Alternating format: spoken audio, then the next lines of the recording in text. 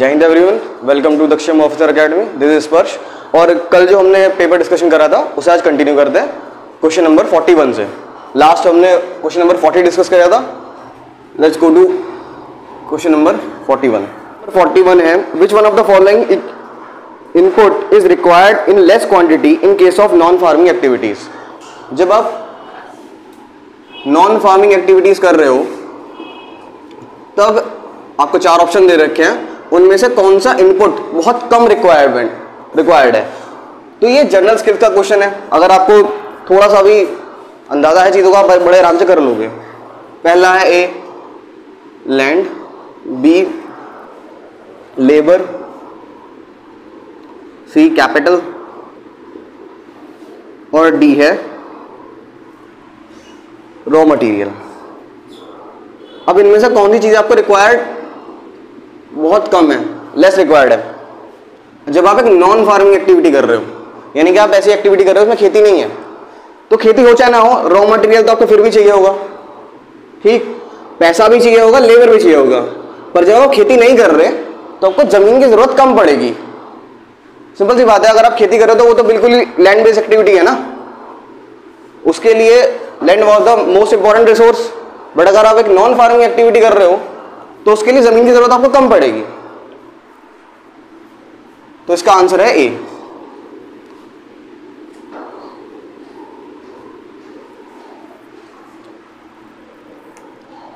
Moving towards next question, that is 42 and it is all about NREGA.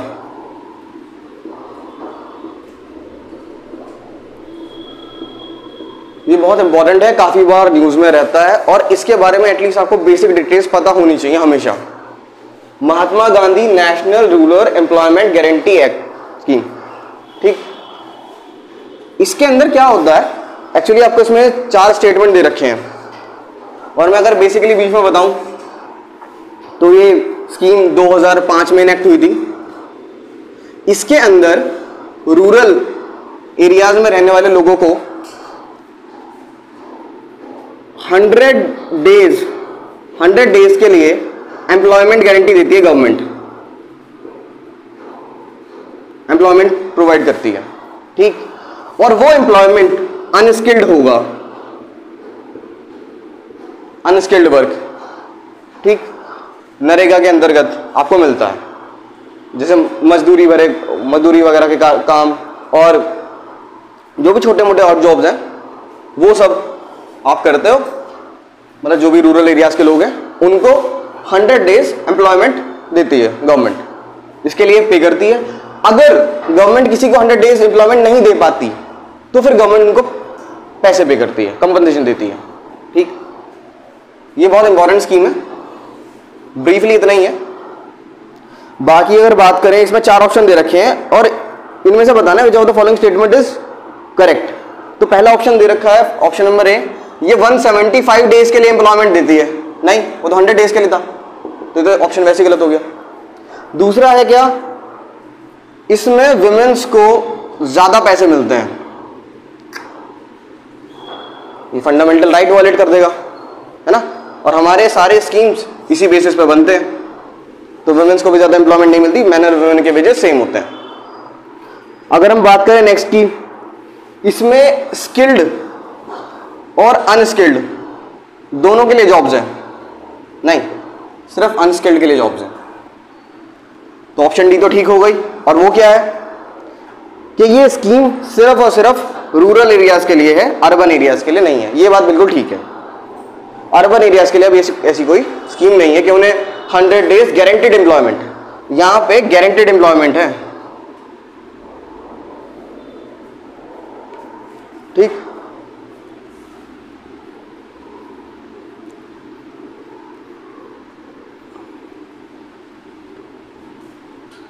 इस साल current affair में जो government schemes news में हो, प्लीज़ उनको एक बार देख लीजिएगा।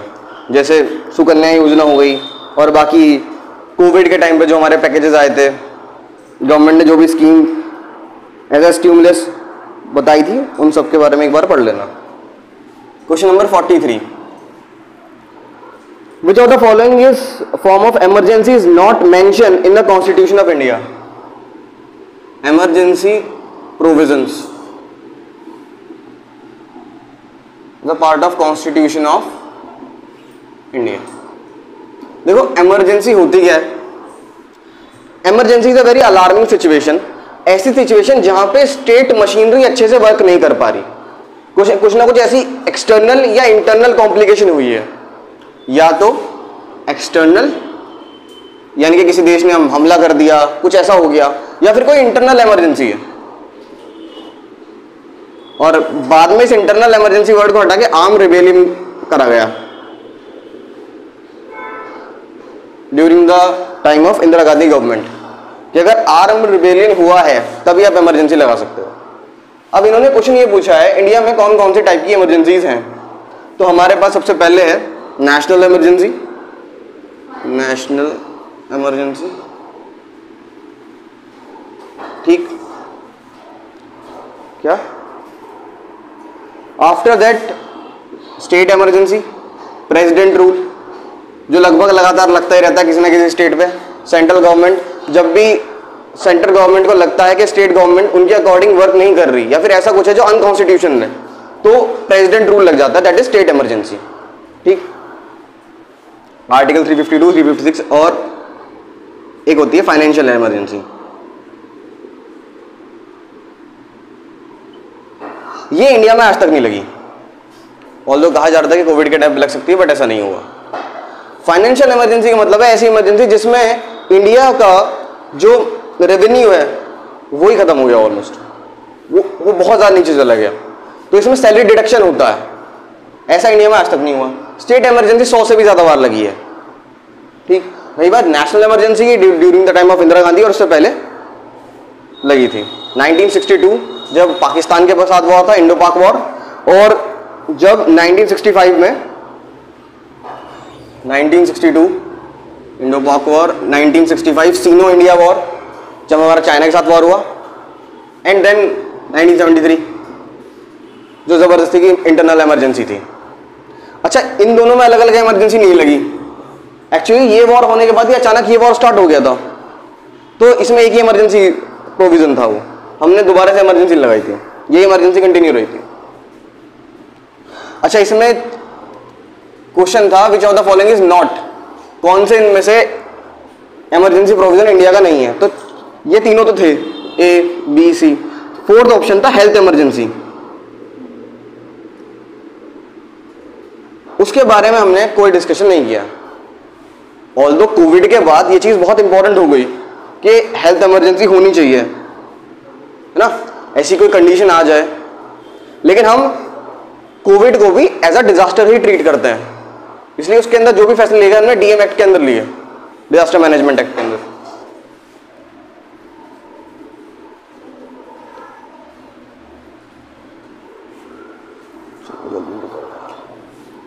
Question number 44, the question is about money bill. First of all ये बिल वाला जो चैप्टर है ये इंपॉर्टेंट चैप्टर है, पार्लियामेंट के अंडर में आता है, ठीक है। पार्लियामेंट के अंदर आपको role of speaker, president, president is also part of parliament, prime minister, council of minister, साथ ही साथ अटॉर्नी जनरल, इन सब के बारे में थोड़ा थोड़ा पढ़ना पड़ेगा। बात करते हैं मनी बिल की। मनी बिल स्पेसिफिकली मेंशन है आर्टिकल 110 में, ठीक। जो भी चीज मनी से रिलेटेड होगी वो as a money bill count होगी, ऐसा तो जनरली कह सकते हैं। लेकिन जो भी चीज अगर आप मनी निकालना चाहते हो कंसोलिडेटेड फंड ऑफ इंडिया में से, कंसोलिडेटेड फंड ऑफ इंडिया और कंटिजेंसी फंड ऑफ इंडिया,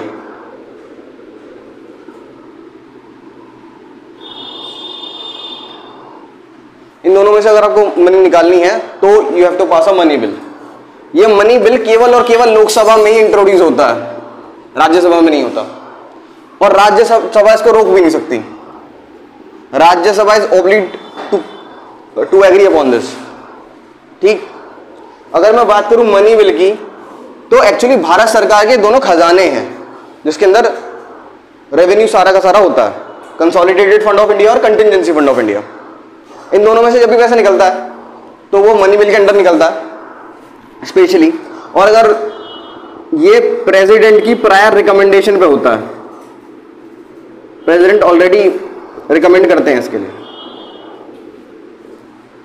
बिना प्रेसिडेंट रिकमेंडेशन होता है, इसलिए बाद में इस पे प्रेसिडेंट के साइन नहीं होते, क्योंकि प्रेसिडेंट ने ऑलरेडी शुरुआत में अलाउ कर दिया। ठीक, ये मनी बिल का बेसिक स्ट्रक्चर है, बाकी पॉलिटी में इसको डीपली डिस्कस करा गया। बात करता हूं मनी बिल। मनी बिल के रिगार्डिंग कुछ स्टेटमेंट दे रखे हैं, 4 स्टेटमेंट दे रखे हैं। Option A, it is imposition, abolition, remission, alternation और regulation of any tax। कोई भी अगर इंडिया में टैक्स लग रहा है तो उसका imposition वो कैसे लगाया जाएगा, उसका abolition वो हटाना है, अगर उसका रेमिशन उस दोबारा से कैसे लगाना है, या फिर उसका ऑल्टरनेशन, उसमें क्या क्या बदलाव लाने हैं, वो सब मनी बिल के अंडर आता है। बिल्कुल, ये सारी चीजें मनी बिल के अंडर ही आती हैं। ठीक, दूसरा है appropriation of money out of the consolidated fund of India. Consolidated fund of India से अगर पैसा निकालना है तो you have to pass a money bill. बिल्कुल। सी, इम्पोजिशन, अच्छा, imposition of fine by local authority, by local authority. कोई अगर लोकल अथॉरिटी है, मान लो स्टेट गवर्नमेंट है या फिर पंचायत PRI है, पर पंचायती राज इंस्टीट्यूशंस हैं, वो अगर कोई टैक्स लगा रहे हैं लोकल पर्पस के लिए, तो क्या वो भी मनी बिल में आएगा?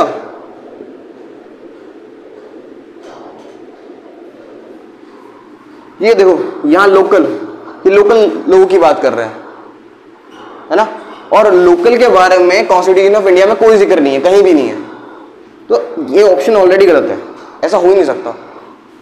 ठीक, और ऑप्शन नंबर डी था कि custody of consolidated fund of India और कंटिजेंसी फंड ऑफ इंडिया। बिल्कुल, दोनों फंड मनी बिल के थ्रू ही आप डिसीजन लेते हैं। जो भी डिसीजन हम लेंगे, एक बिल पास करते हैं, बिल का मतलब एक बात लिखी हुई होगी एक पर्चे के ऊपर, और उस पर हमारे जो MPs हैं वो वोटिंग करेंगे। ठीक, इफ अगर वो बिल पास हो जाता है तो वो बात मान ली जाएगी, अगर बिल फेल हो जाता है इवन गवर्नमेंट कैन फॉल, सरकार गिर सकती है, क्योंकि जब आपकी बात ही नहीं मानी जा रही तो आप सरकार किस बात की। नेक्स्ट क्वेश्चन है क्वेश्चन नंबर 45। इनमें से कौन कौन सी चीजें GST के अंतर्गत नहीं आती? GST goods and services tax कब स्टार्ट हुआ? 2017। It is a form of indirect tax. Indirect tax है किन चीजों? ये डेस्टिनेशन बेस्ड टैक्स है पहली बात तो, यानी कि जो भी डेस्टिनेशन होगी वहां से लिया जाएगा। इस टैक्स को कौन पे करेगा? कंज्यूमर पे करेगा, will pay it. GST of 3 types, CGST जो सेंट्रल गवर्नमेंट लेगी, SGST स्टेट गवर्नमेंट, और IGST। IGST कब लगता है? जब कोई गुड एक स्टेट से दूसरे स्टेट में जा रहा हो, तो इंटरस्टेट सर्विस टैक्स, ठीक, तब IGST लगता है। सेंट्रल गवर्नमेंट CGST लेती है, स्टेट गवर्नमेंट SGST लेती है। ठीक है, ये तो रहा बेसिक GST का। कुछ चीजें ऐसी हैं जो GST के अंदर आती हैं, कुछ चीजें ऐसी हैं जो GST के अंदर नहीं भी आती। कुछ कमोडिटी हमने निकाल अलग कर ली हैं, वो GST के अंदर नहीं आती, और मोस्टली वो वॉलेटाइल चीजें हैं, यानी कि जिनका दाम बहुत तेजी से बढ़ता घटता रहता है। अब उन पे एक फिक्स टैक्स कैसे लगाओगे? ठीक है, तो वो चीजें GST के प्रीव्यू से बाहर हैं ऑलरेडी। अब इन्होंने क्वेश्चन में यही पूछा था। GST एक पूरा चैप्टर है। बात करें GST किन किन चीजों पे लगता है, सॉरी GST किन किन चीजों पे नहीं लगता, not. Option A cosmetics, cosmetics पे तो लगता है, प्रॉपर पे करना होता है। ठीक, रही बात ऑक्सीजन, मेडिकल ग्रेड ऑक्सीजन, इस पे भी लगता है, दोनों पे GST लगता है। ठीक, अब ये ऑप्शन कैसे बदलेंगे आपको? आप सिर्फ ये याद कर लो कि किन पे नहीं लगता। ज्वेलरी, यू हैव टू पे जीएसटी। जब भी आप ज्वेलरी खरीदोगे आपको जीएसटी देना ही पड़ेगा। रही बात D, option D, petrol. Petrol is a volatile commodity ना, हम ऑलरेडी इसको इंपोर्ट करते हैं, तो पेट्रोल पे जीएसटी नहीं लगता, इस पे सर्विस टैक्स लगता है, डायरेक्ट वैट लगता है इस पे, इसलिए इतना महंगा है। डीजल पे नहीं लगता और बायोगैस पे नहीं लगता, ओ सॉरी सीएनजी पे नहीं लगता। जितने भी हमारे पेट्रोलियम प्रोडक्ट्स है ना, पेट्रोलियम प्रोडक्ट्स, उन सब पे जीएसटी नहीं लगता, उन सब पे डायरेक्ट वैट लगता। ठीक, तो ऐसा कोई भी ऑप्शन कभी आए तो ये नहीं है।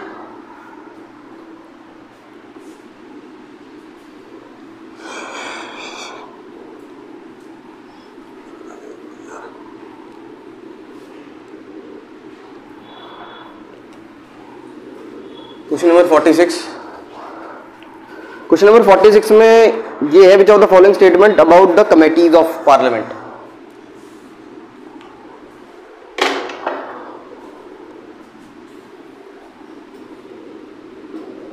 कमिटीज ऑफ पार्लियामेंट, पार्लियामेंट में अलग अलग कमिटीज हैं जिनका अलग अलग वर्क है, और हमने कमेटीज को दो पार्ट में डिवाइड किया है। There are two types of committees, that is standing committee, standing committee और ad hoc committee. Standing committee जो हमेशा रहती हैं, हमें उनकी जरूरत हमेशा पड़ती रहती है, जैसे कमेटी ऑन प्रोसीजर्स, कि पार्लियामेंट के प्रोसीजर्स कैसे होंगे, रूल्स कैसे होंगे, तो वो एड हॉक नहीं है, वो स्टैंडिंग कमेटी है। एड हॉक कमेटी जो कुछ टाइम के लिए बनाया जाता है, जब उसकी जरूरत खत्म हो जाती है उसको फिर खत्म कर दिया जाता है, दैट इज एड हॉक। ठीक, अब क्वेश्चन इसी बेस पे है। दो स्टेटमेंट दे रखी है, committees of parliament, committee on estimates, committee on estimates, उन्होंने कहा ये एक एड हॉक कमेटी है, पहला स्टेटमेंट। और दूसरा है कमेटी ऑन रेलवेज, ये एक स्टैंडिंग कमेटी है। और जब आप किताब पढ़ोगे तो आपको मिलेगा कि दोनों चीजें उल्टी हैं एक्चुअली। कमेटी ऑन एस्टिमेट्स ये कभी भी आप एड हॉक नहीं बना सकते, क्योंकि बजट हर साल तैयार होता है, हर साल एस्टिमेट करना होता है कि कितना खर्चा हुआ, कितना रेवेन्यू पे करना है, कितना एक्सपेंडिचर, वो सब कमेटी ऑफ एस्टिमेट्स, तो वो कभी भी एड हॉक हो ही नहीं सकती, वो हमेशा स्टैंडिंग कमेटी रहेगी। रही बात committee on railways, that was a ad hoc committee, वो एक एड हॉक कमेटी है। ठीक, तो इसका आंसर है D, neither one nor two, ना तो पहला सही है ना दूसरा सही है।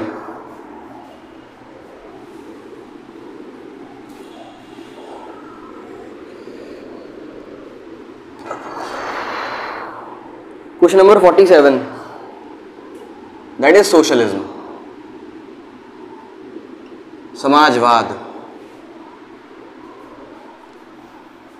देखो, सोशलिज्म एक्चुअली अपने आप में एक कॉन्सेप्ट है, एक ऐसा कॉन्सेप्ट जिसमें सोसाइटी को इस तरीके से चलाया जाता है कि उसमें लोगों को इक्वालिटी की पूरी opportunity, liberty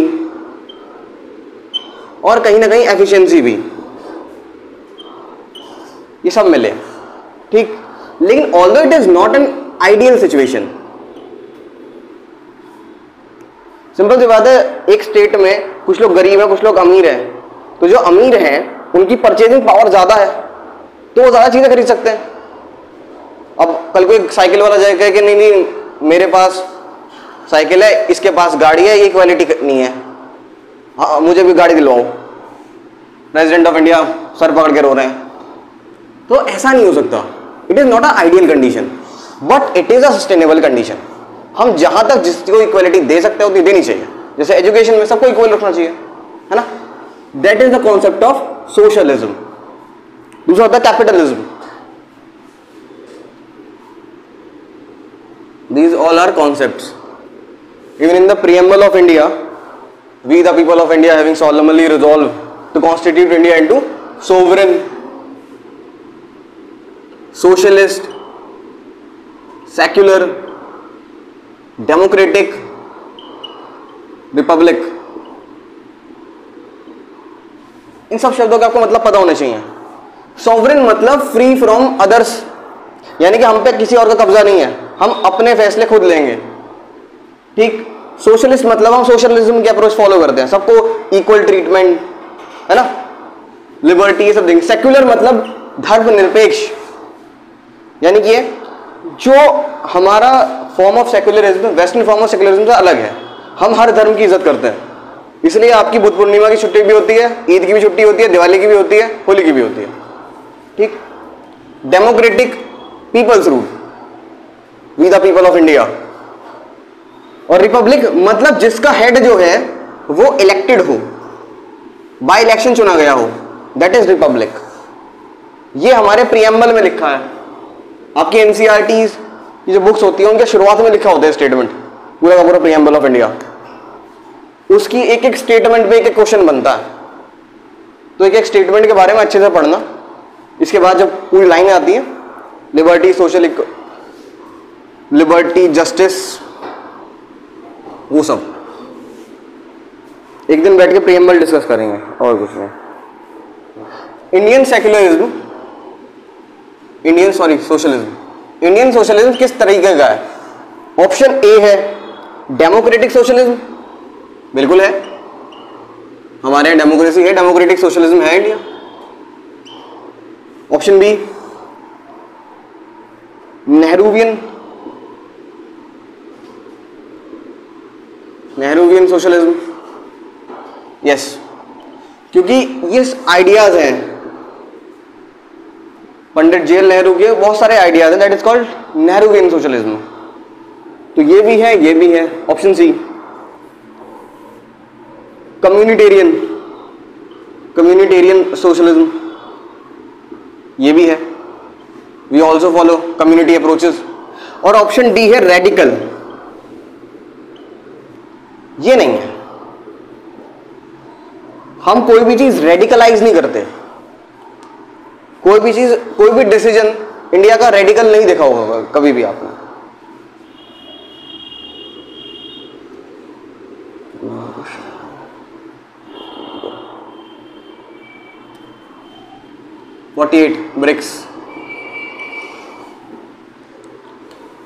BRICS is a group of 5 countries. ठीक है, इसके बारे में डिटेल में पढ़ लेना। यूएन ऑर्गेनाइजेशन WHO, उनके बारे में पढ़ लेना। क्वाड के बारे में पढ़ लेना, क्या होता है। जो अभी नया क्वाड फॉर्म हुआ है उसके बारे में पढ़ लेना। और SCO के बारे में पढ़ लेना, शंघाई कोऑपरेशन ऑर्गेनाइजेशन। और अलग अलग जो भी न्यूज़ में डिफरेंट इंटरनेशनल इंस्टीट्यूट्स हो उनके बारे में थोड़ा ब्रीफ पढ़ लेना, क्योंकि फाउंडेशन कब हुई, कितने मेंबर्स हैं, इंडिया उसका, और स्पेशली उसके बारे में पढ़ना जिसका मेंबर इंडिया है। इंडिया उसका मेंबर है और वो न्यूज़ में था। ठीक। और उनके थीम्स क्या थे, इस साल का थीम क्या है, पिछले साल का थीम क्या है, थीम्स इंपॉर्टेंट होता है। ठीक। तो actually BRICS actually group of 5 emerging economies है, group of 5 emerging economies, that is Brazil, Russia, India, China and South Africa। Brazil, Russia, India, China, south Africa, उन सबका ग्रुप है। ये सारी की सारी क्या है, डेवलपिंग कंट्रीज हैं, है ना, बहुत तेजी से ग्रो कर रही हैं। ठीक। इन्होंने अपना एक बैंक भी बनाया। Tell me the name of that bank. New development bank.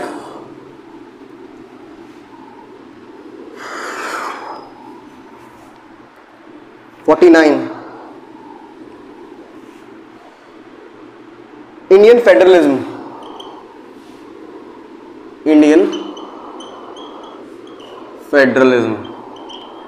अगर आपको याद हो class 10th chapter number 1 civics, उसके अंदर एक चैप्टर था पावर शेयरिंग,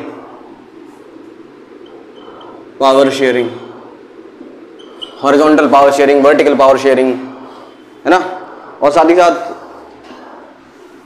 एक्चुअली फेडरलिज्म का मतलब ही होता है पावर शेयरिंग, किस तरीके से बिटवीन सेंटर एंड स्टेट या प्रोविंसेस, कि वो अपने अपने दायरे में बहुत अच्छे से काम कर सके। ठीक है। अब हमारे इंडिया फेडरल कैसे है ऑल्दो हमने अपने कॉन्स्टिट्यूशन में नहीं लिखा कि India is a federal country, but characteristics हैं। जैसे कोई बच्चा बहुत शैतान होता है, अब वो अपने मुंह से कभी नहीं कहेगा कि मैं बहुत शैतान हूं, लेकिन उसकी हरकतें बता देंगी। जैसे कोई बच्चा बहुत अच्छा है तो उसकी हरकतें बता देती हैं। ऐसे हमारा कॉन्स्टिट्यूशन है, उसके अंदर ऐसी बातें लिखी हैं जो शो करती हैं कि India is a federal country. First of all what, India is a union of state. हम कहते हैं इंडिया यूनियन है स्टेट्स का, इनके अलग अलग स्टेट्स को भी वेटेज दे रहे हैं हम। दूसरी बात, इंडिया में अलग अलग लिस्ट हैं सबके लिए। सेंटर के अलग लिस्ट है, सेंटर इंग्लिश अपने लॉज अपनी लिस्ट के सब्जेक्ट्स पर लॉज बनाता है। ऐसी स्टेट के पास अपनी अलग लिस्ट है, एक कॉन्करेंट लिस्ट है, इस पर दोनों लॉ बना सकते हैं, है ना। तो इन्होंने पूछा है which of the following is the characteristic of federalism in India. तो बात करते हैं फेडरलिज्म के फीचर्स। फेडरलिज्म के फीचर बहुत ज्यादा हैं, अपने आप में पूरा चैप्टर है फेडरलिज्म इन इंडिया। क्या ऑप्शन ए दे रखा है, उन्होंने पूछा है which of the following is not a feature of federalism. कौन कौन सा फेडरलिज्म का फीचर नहीं है? ऑप्शन ए है, ये कॉन्सेप्ट बेस्ड है, the federating units consisting to form a union. जो छोटी छोटी फेडरेटिंग यूनिट्स हैं, इनके स्टेट्स हैं, वो मिलके एक यूनियन बनाते हैं। बिल्कुल ठीक है, क्योंकि article number 1 of constitution of India यही बोलता है, India that is Bharat shall be the union of states. दूसरा है रेजिडुअरी पावर। रेजिडुअरी पावर यानी कि जो बच्चे को जो फैसले हैं वो सारे के सारे कौन लेता है? सेंटर। खैर मैं तीसरी स्टेट में लिखता हूं, single citizenship.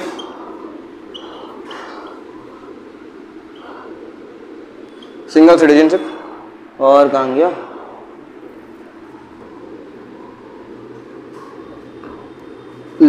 Separate list for whom? Separate list for union and concurrent list.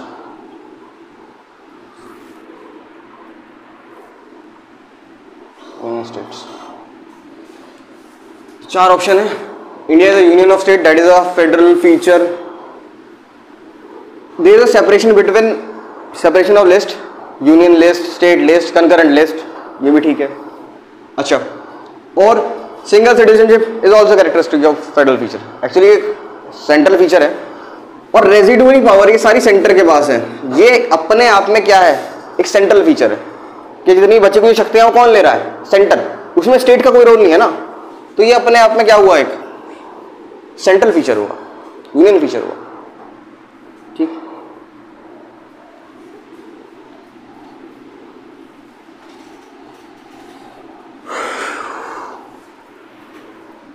Question number 50। Question number 50, there were sculpture of Sanchi. There are many sculpture in Sanchi. Sanchi में बहुत ज़्यादा आपको अलग अलग कल्चर्स, स्पेशली अलग अलग फॉर्म ऑफ आर्ट वो मिलेगा, और आपको अलग अलग फिगर्स मिलेंगी। एक बार उनके बारे में ज़रूर स्टडी कर लेना। इसमें जो स्पेसिफिकली क्वेश्चन इस बार आया वो शाल भंजिका पे आया है। शाल भंजिका, शाल भंजिका इज अ वुमन। उसकी एक पिक्चर है जिसमें वो ट्री और कुछ फ्रूट्स कैरी कर रही है। ठीक है, ये शाल भंजिका एक्चुअली बुद्धा से डायरेक्टली एसोसिएटेड नहीं है, उनसे पहले के बने हुए। ठीक, वहां पे एक और पेंटिंग है दैट इज ऑफ गणलक्ष्मी। एक और मूर्ति है गणलक्ष्मी की, उनको भी देख लेना एक बार। और यक्षिनी ऑफ दीदारगंज, यक्षिनी, एक बार इसको भी स्टडी कर लेना।